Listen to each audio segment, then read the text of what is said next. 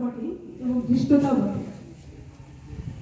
এরকম একজন মনীষী আমাদের দেশে এমনকি গোটা পৃথিবীতে বিরল প্রতিভা।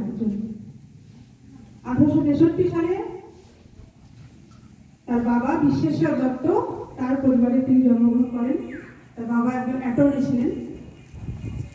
তার বাবার কাছে বিভিন্ন লোক আসতেন কাজের সূত্রে।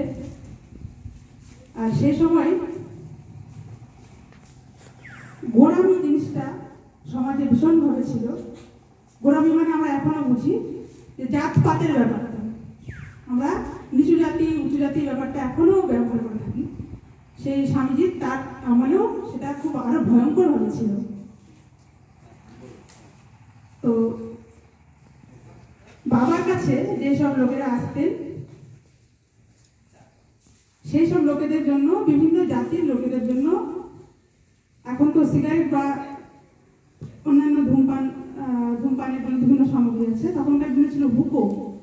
একটা বাঁশের লম্বা গোল একটা জিনিসে, আপনারা দেখেছেন কিনা জানি না, একটা হুকোতে করে ধূমপান করে। তো বিভিন্ন রকম হুকো রাখা থাকতো। বালক বিলে তখন নরেন্দ্রনাথ দত্ত বা স্বামী বিবেকানন্দের পূর্বাশ্রমের নাম নরেন্দ্রনাথ দত্ত, তার ডাক নাম ছিল বিলে। সেই ছোট্ট বিলে সেই সময় কতটুকু বয়সে তার মনে কি জাগলো যে সে তার ইচ্ছা হলো যে দেখি তো কিভাবে জাত যায়, জাত জিনিসটা কি এতই ঠুনকো।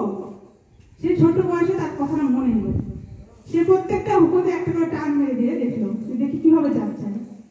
উঁচু জাত এবং নিচু জাতের জন্য যেভাবে সাজানো ছিল সেই হুকোতে টান মেরে দেখলো। এরকম বিধ্বংসী একজন প্রতিভা বা তার মনে ছোট থেকেই এই যে জিজ্ঞাসা, সমাজের গোড়ামি বলুন বা পড়ে যাওয়া মূল্যবোধ,